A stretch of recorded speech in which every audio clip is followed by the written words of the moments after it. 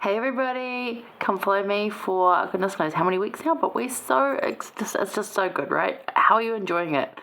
Are you enjoying this year?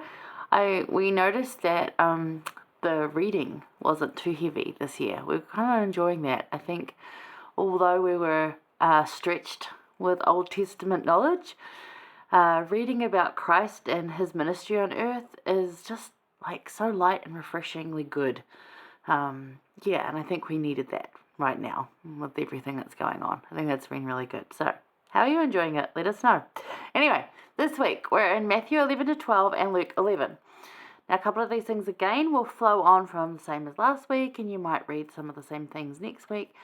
And I just wanted to remind you all that the way that the Come Follow Me manual this year has been broken up is more on topic rather than this event per se. So they highlight the events, but it's more of a it's a topic sort of led discussion, which is fantastic. This week sort of all around, like we'll start off with John the Baptist has some doubts, and then there's some invitation to lighten your load with the yoking to Christ, how to keep the Sabbath and that relationship, all on your relationship with Christ and knowing what you know. Embracing that and trusting him. So that's kind of the theme this week. So let's get into it and look at Matthew 11, verses 2 through 6.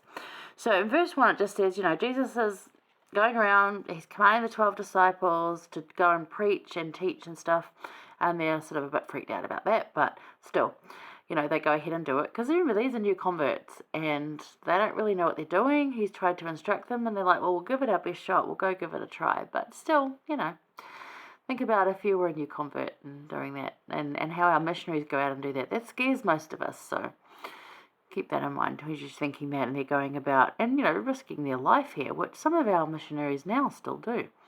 All various things, right? Anyway, so John the Baptist here has this doubting moment, and you read this in verses sort of 2 through 6, mostly 2 through 5, but that's mostly Jesus' answer. And this is about expectation versus the reality of our problems and our situations. Do you remember John the Baptist has been thrown in prison? He will never get out. He will be killed, which is sad. Now his disciples, John the Baptist still has disciples that are following him because they see him as a prophet. May well be, could be a prophet. If he'd been in any other day, he would have been a prophet. So, but they see him as that. And you've got to remember that John and Jesus also knew each other quite well. John absolutely believed that this was the Christ. He knew that. But this is the kind of human thought we have, and John is showing this weakness as well. So this is a very tender moment and Jesus is not angry at him at all, but, and could he go and release him from prison? Absolutely he could, but that's not what is supposed to happen. That's not John's journey. That's not what Jesus' focus is right now. It's not what is meant to be. And that can be a hard thing for us to swallow, a hard thing for us to understand and accept. So that's when we have those doubting moments of like, are we really in the right place? Like, if this is John the Baptist here, well, let's just read it. So he says there in verse 2, now when John had heard in the prison the works of Christ, he sent 2 of his disciples and said unto him, like, art thou he that should come, or do we look for another? So he sends 2 of his disciples to go and say to Christ, John said to come and ask you, are you him that we thought you were, or should we be looking for another? So he's having this moment of, I'm in prison, that wasn't what I thought my path was going to be, and I'm in here because you sent help to me. So why aren't you getting me out of here? Like, why aren't you taking this trial away from me? And how often do we think of that? We're stuck in this trial. It's probably not going to end for us. It's probably something that, especially health trials, they're things that are going to last for our entire life. So, and we have this, well, you can rescue me. Why aren't you? So this is John asking that. John the Baptist asking this, and validly so, as a question, right? So Jesus answered and said unto them, go and show John, so go and remind John again those things which you do hear and see. Because he's already taught, people by their fruits, what comes forth. The blind receive their sight, and the lame walk, the lepers are cleansed, the deaf hear, the dead are raised, and the poor have the gospel preached to them. And it's like, you know it's me because of what I'm doing. You know it's Christ because of what Christ does. And this is the expectation that we have of what Christ is going to be versus the reality of what Christ is. And some of us are well acquainted with Christ, so we know the reality of what Christ is, and others are still expecting something that Christ isn't. Either positive or like overinflated. Not that you could really overinflate, because God is and Jesus is everything that you could imagine he could be, but what he was actually going to do for us here. So let's have a look at this. So John the Baptist, having heard of all the awesome things Jesus is doing, has a doubting moment, like we always do and have. We all would in that moment, and we have in this life. We have those moments of just like, you said you could do this, but you're not doing it for me. I know that like healings come for so many of my friends and not for me. And it starts me wondering, well, you said you could heal, but, and I find comfort in friends that have the same experience. We have the friends that have been healed, and yet we haven't.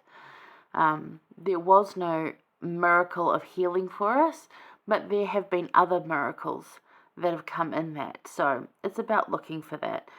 But note how Jesus replies, look at the evidence. Yes, I am Christ. Look at the evidence of everything that's happened here and like what I've been doing around here, the work I've been doing.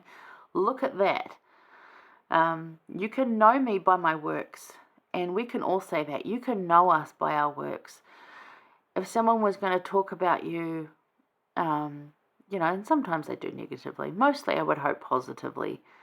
They were going to eulogize you at a funeral per se, or in a job interview, or if someone said, I'm looking at hiring so-and-so, like they would say good things of you. We would hope that.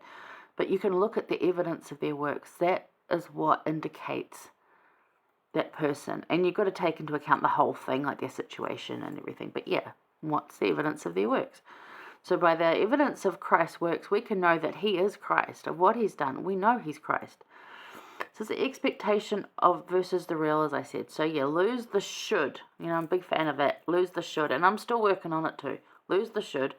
Look at the evidence. Experience Jesus and look for his works and his miracles, which is what his answer was. His answer could have been, yes, I am the one. And I think that would have satisfied John quite happily.